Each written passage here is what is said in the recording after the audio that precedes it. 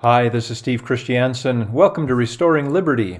This is episode number 17, and it's being recorded on April the 26th, 2021. And sure grateful to have you with me. As you know, Restoring Liberty is where we focus on national and international issues, always through a framework of the U.S. Constitution and especially constitutional principles. Those principles like limited government, personal responsibility, and the protection of individual rights and liberties. We will be referring to personal liberty on 2 or 3 occasions during this episode, as well as others of those principles. I hope that as you attend these and listen to these episodes or watch these episodes, depending on how you choose to consume these episodes, I hope that you find that there is lots of substance and no fluff. In fact, those are the kinds of podcasts that I really enjoy listening to. I enjoy listening to and knowing that I'm learning. And that I'm gathering and gaining knowledge. And with that knowledge, I can exercise my own personal agency to determine what is right, what is not right, and what actions I need to take in response to the information that I've gained, in order to help society move forward and individuals around me. I hope that you find this podcast to be similarly helpful and beneficial. Today, we are going to be focusing only on the major news headlines. There are so many of them. And last week, as you recall, my podcast focused exclusively on a presentation that I have been giving to groups of patriots here in the state of Utah. Humbly, I really like the presentation because it focuses on the Constitution and constitutional principles, and it does a pretty powerful compare and contrast between those principles that were intended by our founding fathers and the stark reality that we see in our country today, which is far too often inconsistent with those founding principles. Anyway, that said, last week's episode was focused on that presentation, and so I've been accumulating lots of news stories and information over the last 2 weeks rather than a typical week, and I'm just going to focus this episode just on a lot of news that is in the headlines. The first topic that I'd like to focus on, and it won't come as any surprise, is the topic of systemic racism in policing.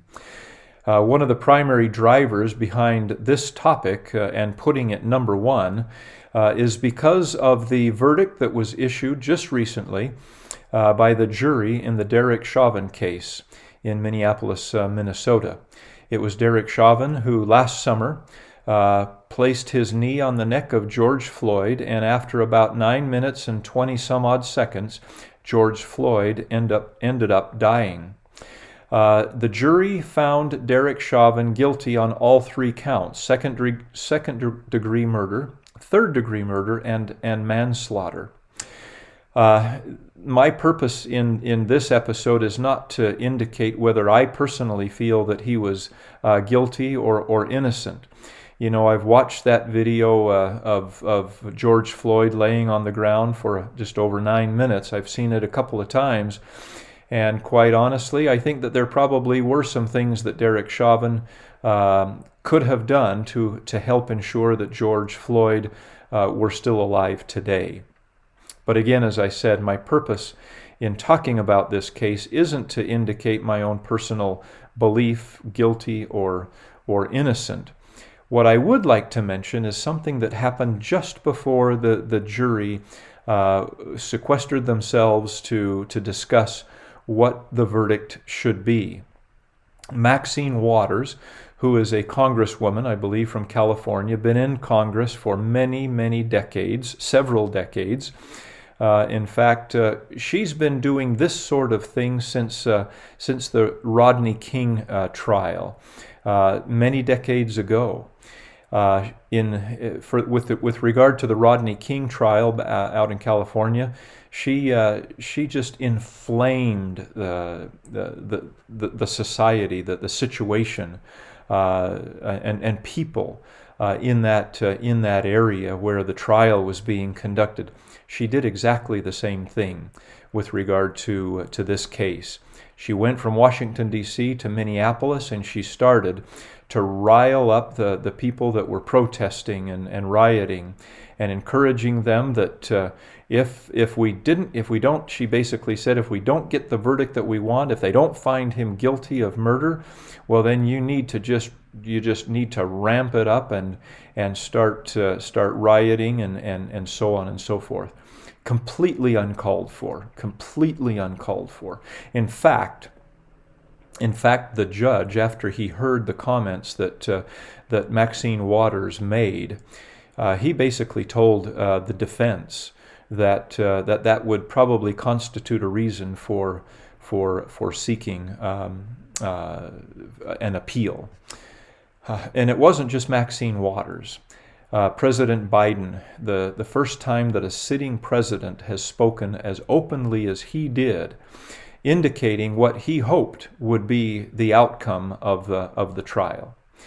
And then the last thing that happened, which I also found just completely unacceptable, one of the local newspapers published biographies of every single one of the jurors, talking about their employment, their lives, and everything except for their names. All of these things, in my opinion, were completely uncalled for and applied undue pressure to the members of the jury. Now, whether it actually caused them to issue a verdict that was different than the verdict that they would have otherwise issued, I have no idea.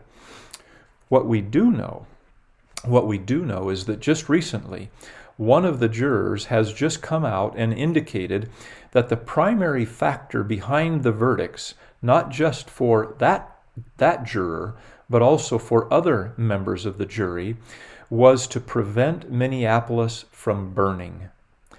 Unfortunately, they issued the verdict not based on the evidence that was presented. What they said was they issued the verdict to keep the city from burning down.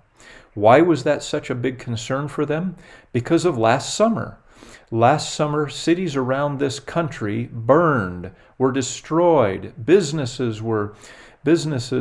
had windows broken, merchandise stolen, and set aflame. All of the same kinds of things that happened last summer, and basically that Maxine Waters was calling for protesters and rioters to do if they didn't get the right verdict, is exactly why at least one or more members of the jury voted the way that they did. Completely unacceptable. That is not our system of jurisprudence here in the country here in the United States of America. And even though the rioters and the protesters got the verdict that they wanted, they still rioted in a few countries or cities around this country, one of which was in Portland. And elsewhere, they were still smashing windows, looting, and even assaulting police officers. Completely unacceptable. I'm sorry, that's just not the country. That's not our country. That's not the way that we act and behave in this country. Let me now turn my attention, still on the subject of systemic racism in policing. Let me turn my attention to another news story that came out the day that I believe it was the same day that the Derek Chauvin verdict was issued. There was a police officer in Columbus, Ohio, who was called to the scene of a disturbance. As he got out of his police vehicle, there was a girl, I don't know the age of this girl, I think she was maybe 16, that had a butcher knife. She was threatening two other girls. She pushed one to the ground, and then she was going after the other with the knife above her head, ready to strike and inflict serious physical damage. Well, obviously, this police officer saw what was going on, jumped out of his vehicle, drew his weapon, told her to stop. She refused to stop. She continued to advance, seeking to attack this other girl. And within 9 seconds, from the time he exited the vehicle until he pulled the trigger. That's all he had in order to make a split-second decision, and he ended up needing to take the life of that assailant who had the butcher knife. In my opinion, he did exactly the right thing. 100% certain that he did exactly the right thing. I've watched the video segments of that incident, and while there are some people in the media who have questioned his judgment and said, "Come on now, our kids have been involved in knife fights for eons," they've said. There was no need for that police officer to get involved the way that he got involved. Come on, I completely disagree. Absolutely disagree. He had a split second to make a decision. In my opinion, he made exactly the right decision. One person that completely disagreed with the decision that police officer made was Lebron James. In fact, on his Twitter feed, as soon as he found out about what happened, he said, "You're next." Excuse me. #accountability. Presumably, he was referring to the verdict just reached and just announced in the Derek Chauvin case, and suggesting that this police officer in Columbus, Ohio, was the next one, and that the public needed to hold him accountable for his decision. Well, if you go to LeBron James' Twitter feed, you're not going to find that tweet any longer. Exactly why he took it down, I don't know. My guess is he probably rushed to judgment and then ultimately saw the facts of the case and probably ultimately ended up believing, I'm guessing, that he felt that the police officer did act perhaps appropriately, and he took down the tweet. I don't know exactly if that's why. I don't want to put words in his mouth or assume that he acted in a certain way for a certain reason, but I'm just guessing. Anyway, as I said, there are still many on the left who are speaking out against, as they would say, yet another example of systemic racism in police forces across this nation. The narrative is that all police are systemically racist, or so they say, and that, quite frankly, that narrative couldn't be farther from the truth. However, that narrative, what's going to happen is it's going to result in fewer and less qualified police officers around this country. Police officers that just increasingly say, it's just not worth it. What is going on in this country of ours? I can't catch a break. All of the kinds of things that I'm sure that countless police officers are telling themselves, sharing with their husbands or wives, and probably just saying, it's not worth it. I've got to find another line of work. And what happens when we have fewer and less qualified police officers on the streets protecting you and me? It's going to lead to more deaths. And unfortunately, I don't think the media seems to care about that. All they seem to be focusing on is the narrative of systemic racism, and that it is persistent within police forces throughout this country, and not just police officers, but the entire country as well. In fact, that is the narrative. And it's only those kinds of stories that actually make the front page news or make the evening news on television. Anything that doesn't support the narrative of systemic racism in police and systemic racism that's running rampant throughout our country simply doesn't make the news. Here's one quick example.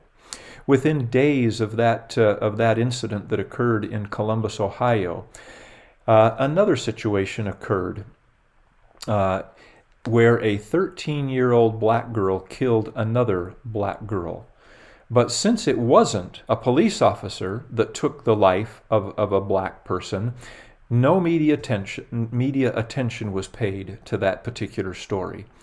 They only care, the goal of the radical left isn't to make life better, But quite frankly, in my personal opinion, it's to tear down the system that we currently enjoy in this country and replace it with another one that's primarily focused on being much, much more control-oriented, that seeks to deprive people of their unalienable rights and so forth.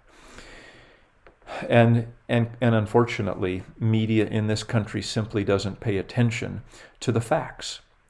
I think I've shared on a previous episode, if you were to ask just a random Democrat, how many individuals, unarmed individuals, are killed by white policemen in this country, the typical answer to that question is going to be, it's going to range. There's going to be a pretty broad range, but very, very high percentage of them will say well over 100. Many will say over 1,000. Some will even say over 10,000. The truth is about 20. That's the truth. But because media pays such outsized attention to these kinds of issues, and doesn't pay attention to the opposite, unfortunately, we are where we are. If you think about Black American household income in the United States of America, it is higher in this country than it is in any other country on earth. Does media talk about that? No. They only talk about how unfortunate and systemically racist society is in this country. And while there probably are, and certainly are, issues of racism, we are not systemically racist. In fact, if there are systemic issues of racism, it has been illegal since 1964 when the Civil Rights Act was passed, back in the days of Martin Luther King Jr. All right, let me still stay on the subject of systemic racism and talk about why this seems to be getting increasing attention. Sorry, thanks for just a quick sip of water.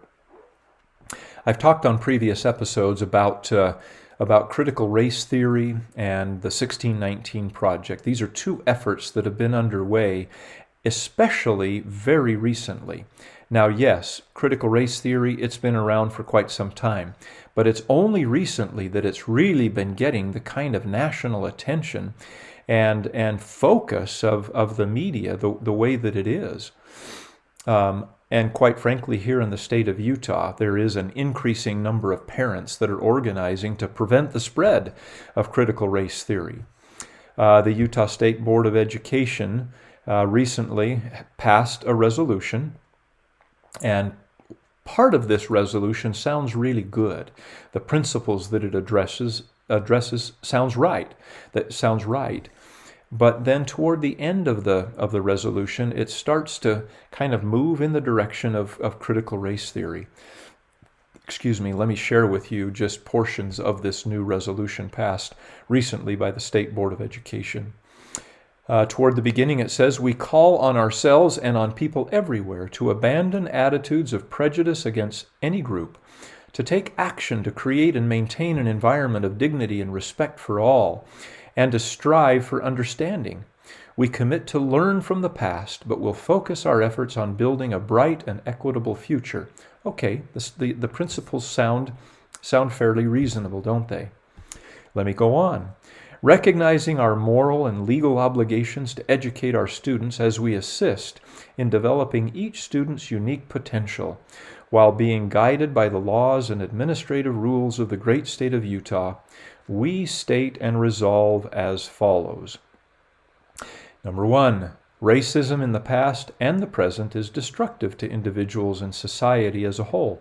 Yep, I agree with that. Number two, individuals have a fundamental responsibility to treat others with respect and civility, regardless of their race or ethnicity. I agree with that. Number three, Utah schools should be a place where all students feel safe and are given equitable opportunities to succeed. I agree with that because of the emphasis on opportunity to succeed. Now, it starts to go a little bit sideways, a little bit woke. Disparities, it says, disparities in educational programs and outcomes for underserved groups, including students of color, exist under our current education system. So it's the word outcomes that concerns me. There are other references within the resolution that also concern me. But if we evolve toward a government that is focused on guaranteeing outcomes rather than supporting and providing opportunities, equality of opportunities, we are heading in exactly the wrong direction. If we're asking for government to get involved to that extent in our individual lives to guarantee outcomes, I don't think we appreciate what we're asking for. Quite honestly, if governments do, as they are attempting to do now increasingly, get involved in our lives to guarantee outcomes, to ensure outcomes, not only are we hearing words such as outcomes increasingly used, but also words like equity and so forth. If we are asking for government to get involved in our lives to that extent, we are asking for problems that we don't even realize. So anyway, even here in the state of Utah, the impact of critical race theory is beginning to influence even resolutions passed by the Utah State Board of Education and other things that are happening within the Utah State Board of Education. Parents within this state and throughout this country need to become aware of what is being taught their students and pay attention. Pay attention. What is being taught, and it's kind of the core essence of critical race theory and the 1619 Project, is this. How do I best say it? It's this principle of victimization, which is just the opposite of personal responsibility. The more we emphasize victimization or victimhood, and the less we emphasize personal responsibility, the greater problems we are asking for ourselves in society. And the more we are telling people that they don't have to assume personal responsibility for their actions, for their decisions, for their choices. They're just victims of society, victims of white privilege, victims of whatever it may be. This country of ours was founded on this fantastic principle of agency, or the right to self-government. And what we are forgetting is that what must be perfectly paired with the right to self-government is this notion of personal responsibility. We don't get the right to self-government and agency without fully assuming our own personal responsibility for ourselves, for our decisions, and for our actions. But unfortunately, that's increasingly not the world that we live in. In fact, there was an April 26th article just yesterday from the National Review. The headline says, "Biden set to push critical race theory on U.S. schools." And this is not really new. If you were to go back and read his executive order that he signed in January, number 13985, again 13985, his executive order, you will be astonished at what is about to happen in our schools. So parents, beware. One of the primary things that they are attempting to accomplish is to divide this country. This is an effort at divisiveness. Identity politics is another way of referring to it.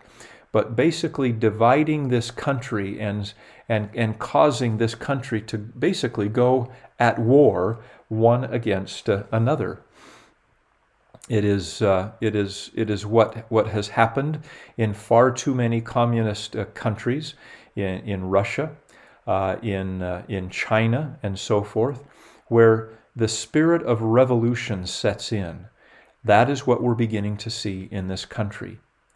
I would just simply close on this particular topic with a short quote that President Lincoln issued or repeated but he was actually quoting three of the gospel writers from the New Testament, where they basically said a house divided against itself cannot stand.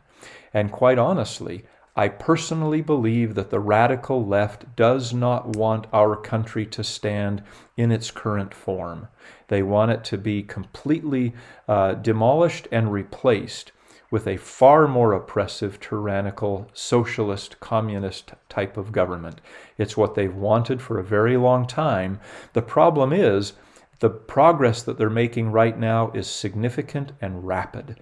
So, eyes open, pay attention to what is happening and push back. All right, the next topic that I'd like to address has to do with the election that took place in November of last year, specifically the presidential election. There is now finally beginning a forensic audit of 2.1 million ballots in Maricopa County in Arizona. And that forensic audit will get into not only the physical ballots, but also the machines that processed those ballots. And it will also get into exploring and validating whether people who presumably filled out those ballots even exist, and the citizenship of those people. In other words, there will be some kind of random sampling of the ballots, and people will physically go out, knock on doors, to determine if the people that allegedly filled out the ballots even exist at that address, and if they're citizens of this country. The Democratic reaction, of course, to this audit has not been positive. In fact, just as the audit was about to begin, they filed for a temporary restraining order with the county judge. The county judge said, fine, but it's going to cost you $1 million, because the kind of delay that this request that you're making, the kind of delay that it will result in, the cost will be about $1 million, because everyone is all ready to go. You've got just literally an army of people trained and ready to engage in this audit. And so the county judge said it's going to cost you $1 million. If the audit continues. If the audit doesn't continue and your temporary restraining order is actually successful, because you can make your case that it should not move forward. So in other words, if the temporary restraining order fails and the audit continues, then the Democratic Party in the state of Arizona would lose $1 million. They obviously discussed amongst themselves and decided not to pursue that course of action. I'm personally wondering if they're now going to take their case to a federal court. We shall see. Also along the lines of the November election and voter integrity and election integrity, a Democratic governor in the state of Kansas has vetoed a bill recently passed by the legislature in Kansas that would have required two things. And quite honestly, as I share these two things with you, you'll probably scratch your head and say, well, what's the big deal about those two things? But she vetoed the bill. Anyway, the bill would have required signature verification. Okay, so what's the big deal about that? Shouldn't we be verifying signatures on mail-in ballots to make sure that the person who signed that and filled out and signed that envelope is in fact has the same signature as the person who registered to vote? Of course we should be doing that. And then the second reason that she vetoed the bill is because the bill would have made it illegal to alter postmark dates on ballots. Now, that doesn't seem all that crazy to me. We should never be altering postmark dates, especially on mail-in ballots.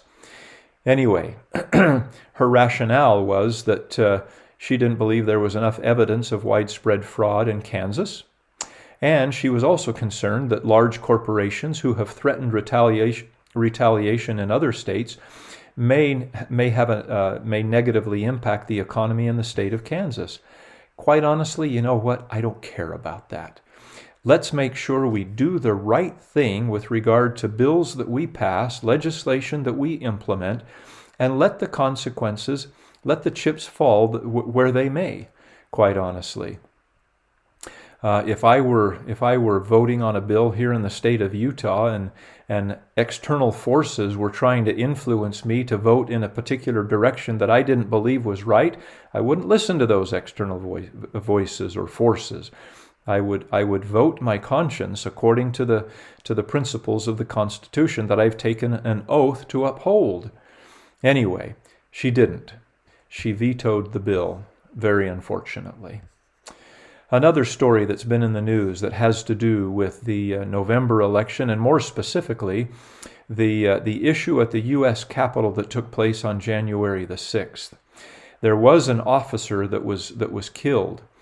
Media initially reported that the death resulted from being bludgeoned to death with a fire extinguisher by one or more individuals that had entered the Capitol illegally, that trespassed. So the media's first story was that he was bludgeoned to death with a fire extinguisher.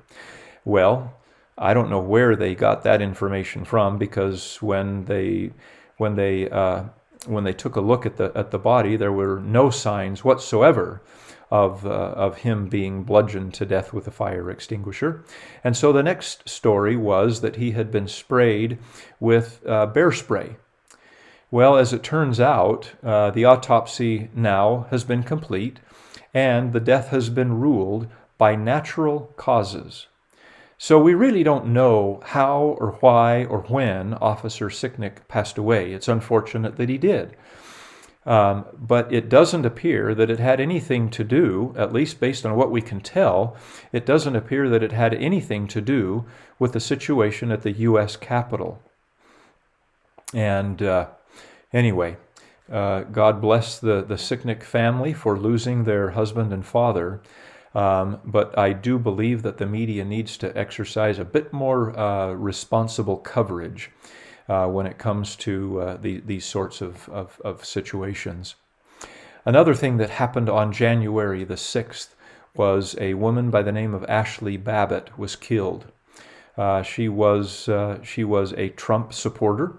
She was inside the Capitol, shouldn't have been, and she was killed. She was unarmed.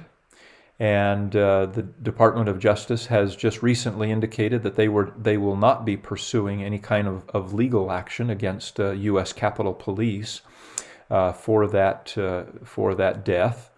And so the family of Ashli Babbitt has now just recently indicated that they intend to file a lawsuit against U.S. Capitol Police. Number one, she was unarmed. And there appears to be no effort made, at least based on the video footage. There appears to be no effort made by U.S. Capitol Police to basically ask that she stand down and so forth. We'll see what happens. Sorry, I've got to take another sip of water here. Okay. Moving on to another story that's in the news. Just recently, this week, there were 40 world leaders that were invited by President Biden to attend a global virtual climate conference. Climate change, right? Climate conference. The leadoff speaker was none other than President Xi Jinping of the Chinese Communist Party. Now, why he was chosen to be the leadoff speaker for this kind of a climate conference, I have no idea. Because China, quite frankly, is probably the worst country in the world, one of the worst, if not the worst, in terms of emissions, environmental emissions.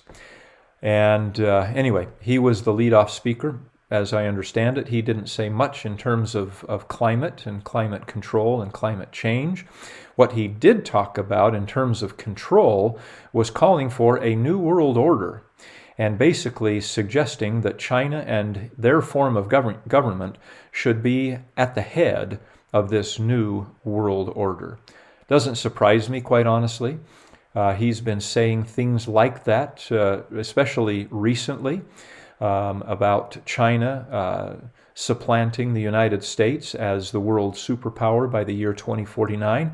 And quite frankly, the kind of progress that they're making, as dramatic as it is and as rapid as it is, I wouldn't be surprised if they accomplish that sooner than 2049. And because of some of the ridiculous decisions that we're making here in this country.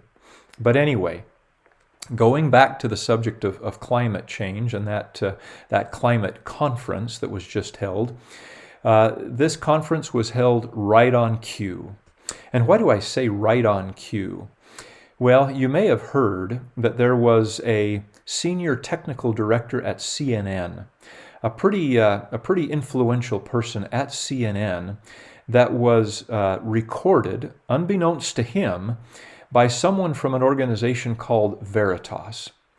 Veritas is an organization that has captured on video and audio recordings some pretty crazy stuff over the years. They were the ones that recorded some of the senior leadership at Planned Parenthood talking about some pretty illegal things that they were doing within their operation, the Planned Parenthood operation. In other words, selling body parts and so forth. Anyway, somebody from Veritas was able to record a senior technical director at CNN, and it was pretty revealing, the things that I've heard now on tape. One of the most revealing things, and it doesn't come as a surprise, but it's now extraordinarily clear that CNN was far more interested in driving Donald J. Trump from office than telling the truth when it came to news stories, especially with regard to COVID. CNN was so focused on making sure that fear-based messaging with regard to COVID was on the air as often as possible and associated with Donald J. Trump, trying to implicate him in the management of COVID and connect the fear that people had with Donald J. Trump. Anyway, the recording of this senior technical director, his name is Charlie Chester, by the way, is really quite incredible. Now, another thing that was mentioned in that recording is that CNN is going to be pivoting in support of the Democratic narrative. They're going to be pivoting away from COVID and toward climate change. It's still going to be fear-based, but now the number one news story is going to be climate change.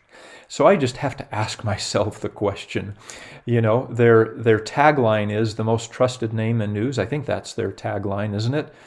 And I just have to ask a question. I have to add a question mark at the end of that tagline. Are they indeed the most trusted name in news? Not for me, they're not.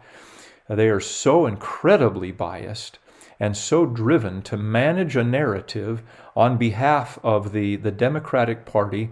For me, they are so far from being the most trusted name in news. Anyway, also with regard, another news story, but still with regard to climate, is a news article that I just read in the Deseret News about a week or so ago. Actually, April the 15th, I think, is when it came out. A gentleman by the name of Bill Peckney. Let me tell you a little bit about Bill. He has degrees in physics from Georgia Tech and DePaul University. He did graduate study in physical meteorology and numerical analysis at Florida State and the University of Utah, and was also a visiting scholar at the Ginston Laboratory of Applied Physics at Stanford. Pretty knowledgeable guy. Anyway, Mr. Peckney, as I read this article, I thought, you know what? He feels a lot the same way I do about this issue of the subject of climate change. My belief, and it's been strengthening over time, is that temperature is warming.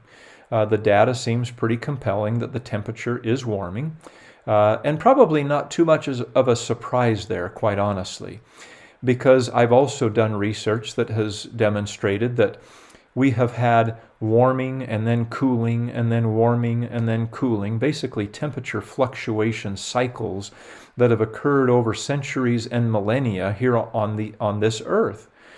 And so I'm not overly surprised that we are in a warming trend right now. But I've never been convinced, nor is Mr. Peckney, that it's human caused. Now I realize there are lots of scientists who believe that this warming cycle is human caused, and they would suggest pretty convincingly or compellingly with data that it is. However, I'm not one of those, and Mr. Peckney is also not one of those, and that's probably why I kept reading this article, because it was so intriguing to me that somebody else who is as much more knowledgeable than me would feel the same way I do. Let me just read 2 or 3 things that he said, and I quote. He said, "Climate and pollution are different atmospheric phenomena. Pollution is controlled by humans. Climate is not. And to conflate climate and pollution is wrong. There is no evidence of that," he said. He went on to say, "The big warmer of our planet is water vapor, and carbon dioxide is a drop in the bucket by comparison." I thought, well, that's fascinating. Kind of the way that I felt. I wasn't quite as clued into this issue of water vapor, but apparently it's a thing. And a much more knowledgeable guy than I knows that it's a thing.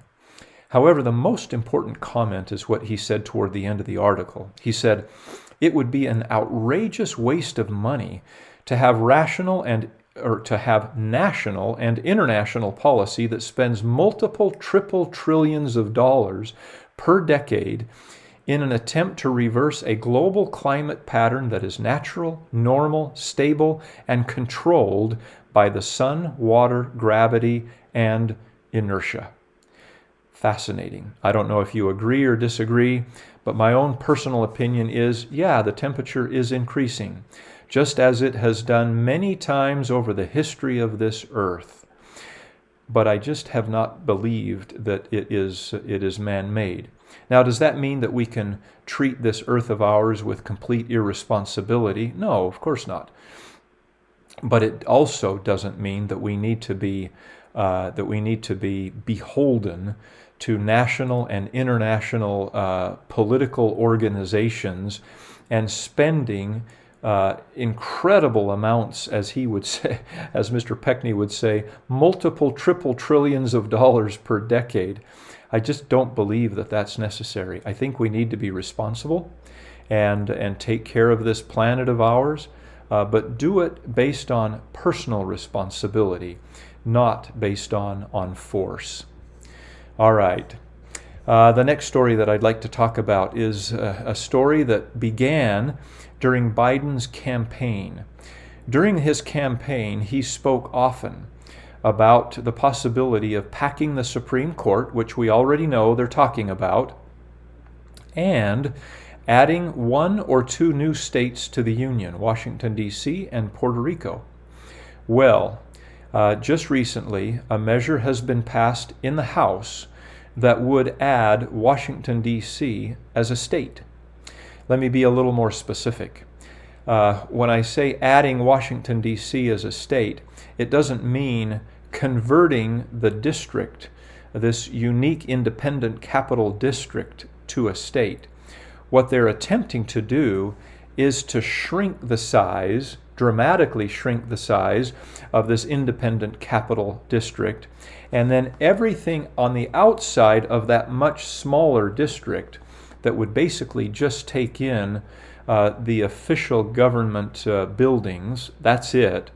Everything else they would turn into a new state. Now, I think it's interesting to note how the District of Columbia was organized and why. If we refer to the Constitution, there's what's called an enclave clause in the Constitution, and it says the following. The Congress, okay, the legislative branch, if you will, of our national government shall have power to exercise exclusive legislation in all cases whatsoever over such district, not exceeding 10 miles square, as may, by cession of particular states and the acceptance of Congress, become the seat of the government of the United States. So, the Constitution says that within this special capital district, our own national Congress should have exclusive legislative responsibility to govern that district. And that district would be organized as existing states ceded certain land to the national government to organize this independent capital district. And that happened in 1788 to 1789 when Maryland and Virginia agreed to cede a certain amount of land for the formation of the national government independent capital district. That happened according to the Constitution. The purpose of independence, maintaining that independent capital district, the purpose of that independence is to prevent national policy from becoming beholden to a state's influence. In other words, if the national government headquarters were to be located within the boundaries of a state, then the pressure on the national government to cater to the needs of that particular state would be too great. And so our founding fathers said, no, it's got to be independent. Well, Democrats today are complaining that people who live within that independent capital district don't have a voice in the United States Senate. To one extent, they're right, but quite honestly, our founders believed quite the opposite. They said that since most of the people living within the district would be government employees anyway, they would likely have an outsized, quote, outsized influence, not a minor influence, but an outsized influence. And so anyway, that's what the Democrats are trying to do now, as I said, is to shrink the size of the independent district and create a new state, rather than what I think is the most appropriate thing to do, since it was Maryland and Virginia that agreed to cede land to the national government a couple hundred years ago or so. Why shouldn't that land, if they're going to do it, just go back to Maryland and Virginia the way that it was, still maintaining a much smaller independent district. But anyway, that's obviously not what the Democrats are interested in doing. What they're interested in is gaining 2 more U.S. senators. That's the whole play here. That's their primary objective. As I said, the measure has passed in the House. It is now on its way to the Senate, and we'll see what happens here. But basically, what we can see is that the Democratic Party, especially the radical element in the Democratic Party, is trying to change the fundamental structures of this nation. All right, moving on. The next story I want to talk about just very briefly is immigration, of course. It's an ongoing issue. Just in the last week or two, Texas has sued President Biden for ignoring COVID-19 rules at the border. In other words, we've all been abiding by pretty extensive rules in this country for the last year with regard to the COVID virus. And now Biden, who is managing the border, quite frankly, he's not enforcing those rules whatsoever. So people who may be testing positive, who knows if they're positive because they're not being tested. Anyway, they're all those COVID-19 rules are being completely ignored. Another story in the news with regard to immigration. California, as we know, is a sanctuary state. They are now asking foster parents to take in unaccompanied minors that are coming across the border, and we know that they're coming across the border in literally record numbers. Another story that's in the news, Biden now, for the first time, has started referring to the situation at the southern border as a crisis. However, he must not feel quite strongly enough about it being a crisis because he's doubling down, and he has just recently increased the cap on refugee immigration. There was a much smaller cap in place, and he has just increased it. So anyway, 3 news stories within the topic of immigration. It's still a problem. It's a humanitarian crisis at the southern border, and there doesn't seem to be a whole lot happening from the Biden administration to fix that crisis, and we know why. All right, the last topic, excuse me. The last topic that I'd like to talk about has to do with the economy. Lots of information to share here. Just before the pandemic, we know that the economy was firing on all cylinders here in the United States. All cylinders. 3.5% unemployment, the lowest that it had been in 50 years. The unemployment rate of minority groups, blacks, Hispanics, Asians, was at an all-time low, historical low. Wages were growing faster among low to middle income households than they had grown in decades. Anyway, the economy was firing on all cylinders. Now we are hitting record levels on the Dow Jones Industrial Average. We still have a ways to go, but I think what investors are seeing is that the economy is growing. People are coming back to work. The unemployment rate right now is 6%, so it's still above the pre-pandemic levels. But as people continue to get vaccinated, and at least those who want to be vaccinated, and the economy continues to open up, there's no doubt in my mind that the economy will continue to grow and the unemployment rate will continue to drop. The problem that we're having, though, right now is that we still have 4.2 million unemployed people that are considered long-term unemployed workers, or used to be workers. There's no doubt in my mind that some of those people are legitimately struggling to find jobs. However, there are other businesses that are struggling to find workers. In fact, case in point, there's a large McDonald's owner in the state of Florida that is offering people $50 just to come in for an interview. Why is it so hard to get people to come in? It's because of the Coronavirus Relief Act. $1.9 trillion, and a large chunk of that went in payments to those receiving unemployment benefits. And the benefits that they're receiving are far greater than what they would typically receive for unemployment benefits, and it's actually causing people to not want to go back to work.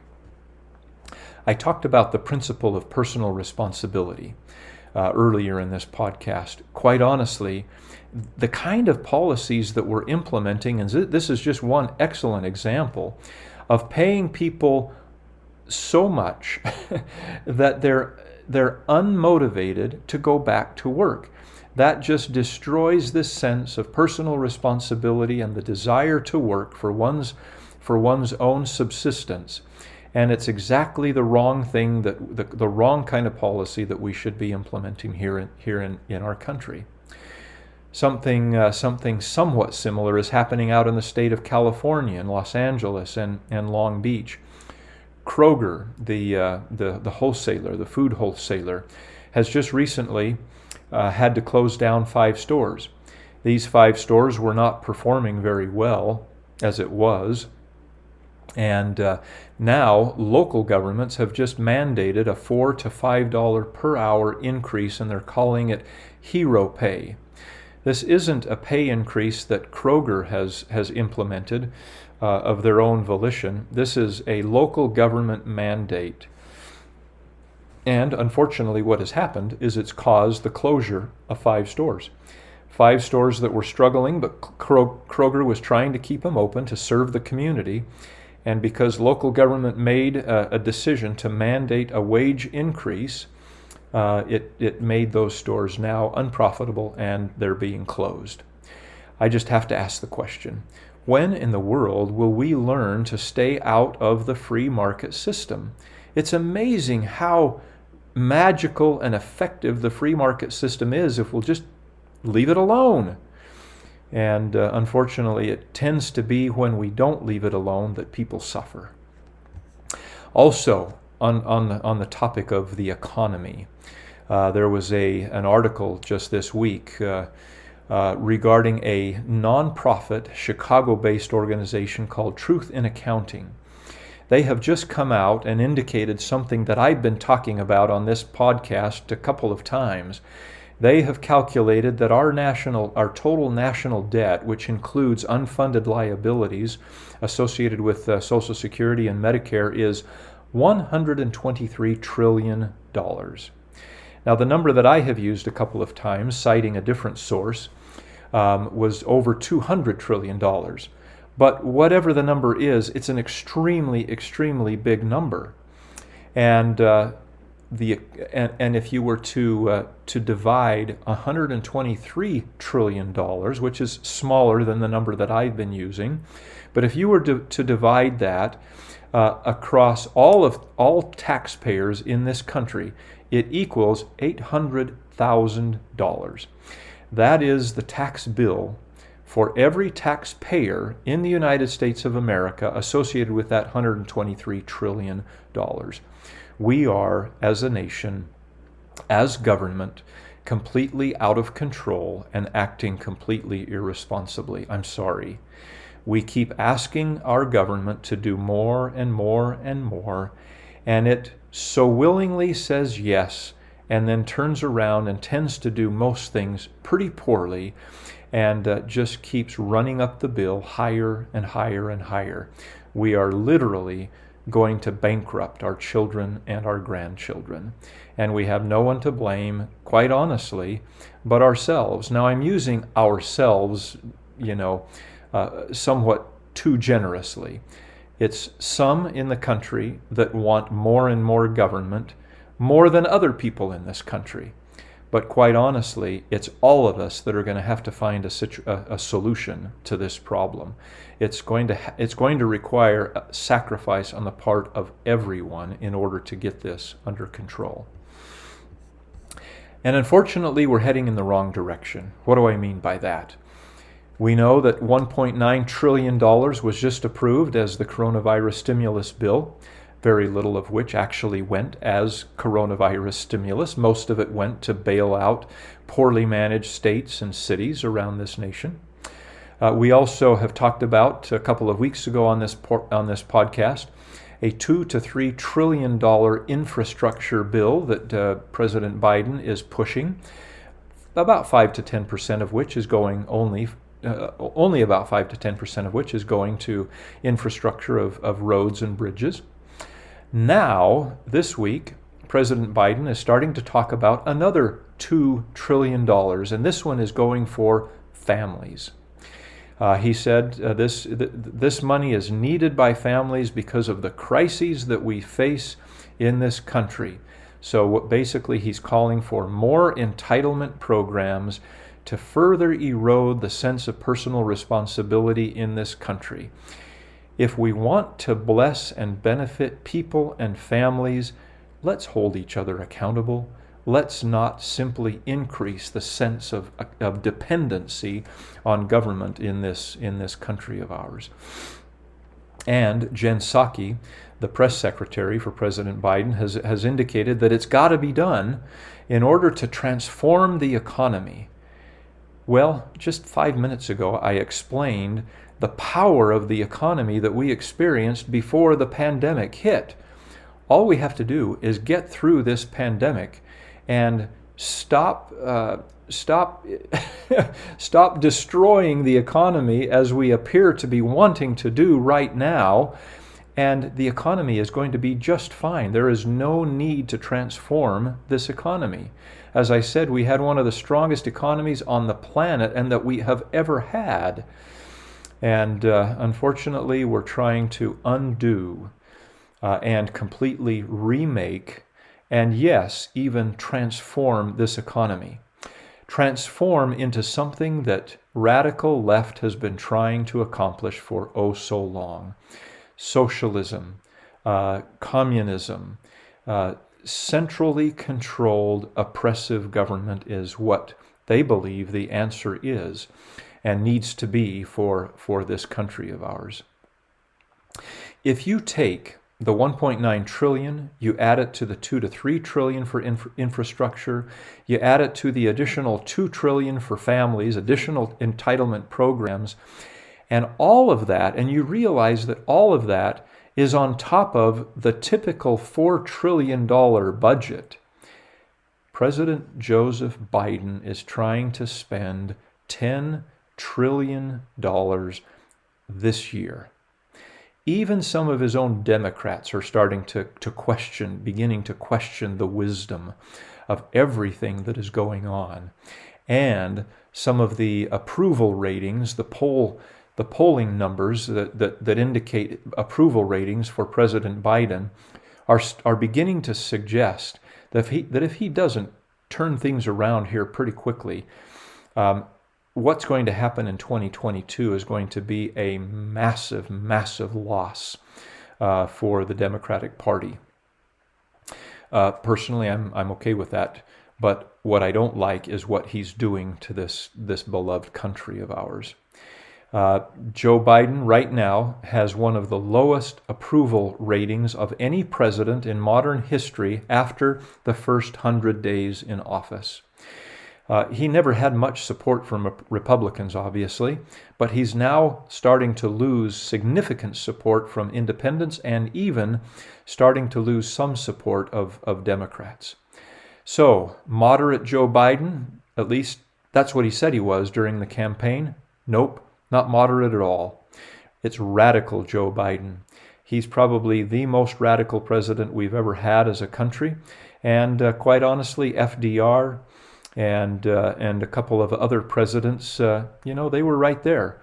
But he has exceeded even the most radical that we've had in this country. All right, that is the end of this podcast. I'm sorry, but what is happening in this country is happening in order to intentionally destroy the liberty of this nation.